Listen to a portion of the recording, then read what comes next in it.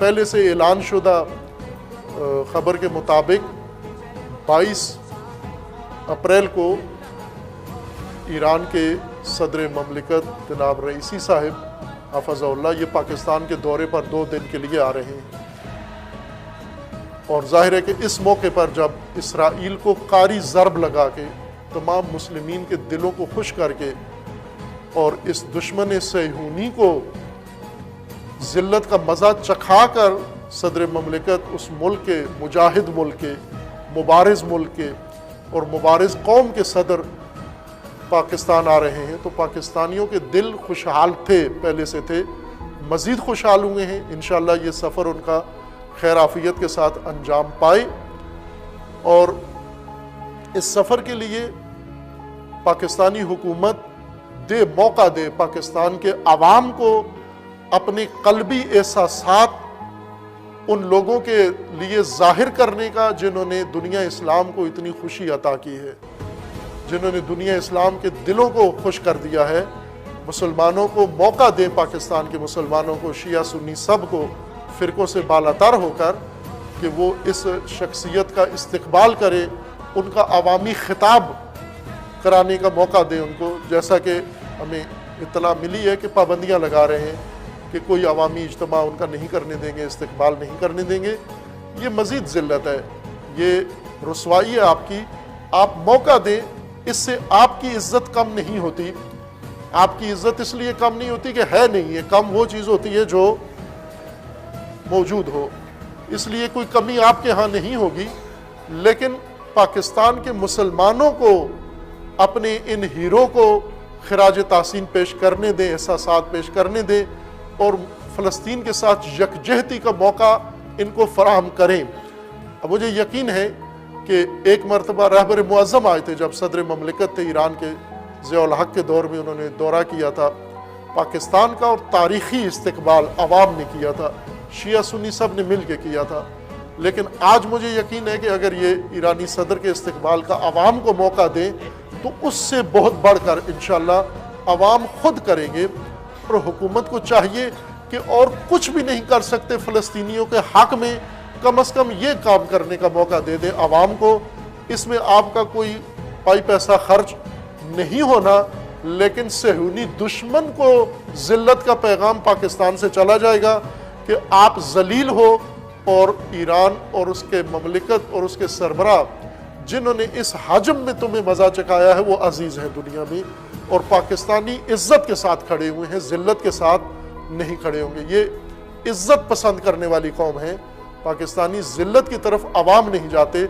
हमारे हुक्मरानों का और हमारी मजहबी क़यादत की कोई ज़मानत नहीं है, वो इक़्तिदार की लालच में हर ज़िल्लत कबूल कर सकते हैं, लेकिन पाकिस्तान के अवाम इज़्ज़त की खातिर अपनी जान भी दे सकते हैं। चूँकि इक़्तिदार परस्तों का इमाम बनु उमय्या है, यजीद है, मुआविया है। इक़्तिदार परस्तों का इमाम मालूम है कौन है, मुआविया व यजीद है। लेकिन हक परस्तों का इमाम एक ही, और वो हुसैन इब्न अली है। और पाकिस्तानी सब हुसैन इब्न अली के पैरोकार हैं, सवाए उनके वो मुस्तस्ना तकफीरी और दाइशी गिरोह जो पाकिस्तान में है, किसी हद तक मीडिया में इज़हार वजूद करता है, लेकिन कोई अपना बाकी अमली वजूद नहीं रखता और इस अवाम अक्सरियत को गुमराह करने की कोशिश करता है। ये मेहमान गिरामी आ रहे हैं, हम इन्हें क़ब्ल अज़ वक्त खैर मकदम अर्ज़ करते हैं और पाकिस्तानी हुकूमत से दरख्वास्त करते हैं कि वो मौका दें अवामी इस्तक़बाल का, और अवाम से भी दरख्वास्त करते हैं कि आप भी हुकूमत से ये तकाज़ा करें, और ख़ुद भी आप अगर हुकूमत रुकावट नहीं बनती, बदमज़गी पैदा नहीं करती, तो अवाम सारे आमादा करें अपने आप को इस अज़ीज़ मेहमान को।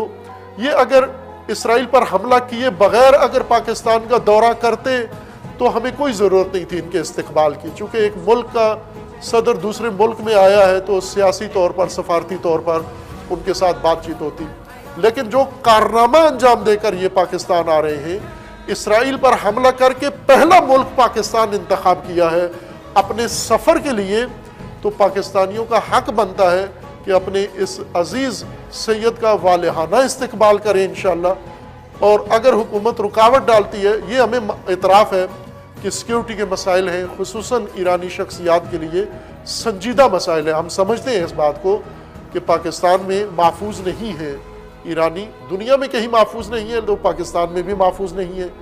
इसलिए सिक्योरिटी के हवाले से जो तहफ़्फ़ुज़ात हैं वो अपनी जगह पर हैं, लेकिन हुकूमत चाहे तो अपने मेहमान को हिफाजती बंदोबस्त करके सिक्योरिटी भी फराहम कर सकती है और उन्हें आवाम के इस्तकबाल के ज़रिए से इज़्ज़त भी दे सकती है, और इससे पाकिस्तान का वक़ार बड़ा होगा, पाकिस्तान का कद बड़ा होगा इंशाअल्लाह। और फ़लस्तीन के हक़ में जो कोताही अभी तक पाकिस्तान में हुई है उस सब की तलाफ़ी हो जाएगी इंशाअल्लाह। इसलिए अवाम भी अपने आप को आमादा रखें सब इंशाअल्लाह।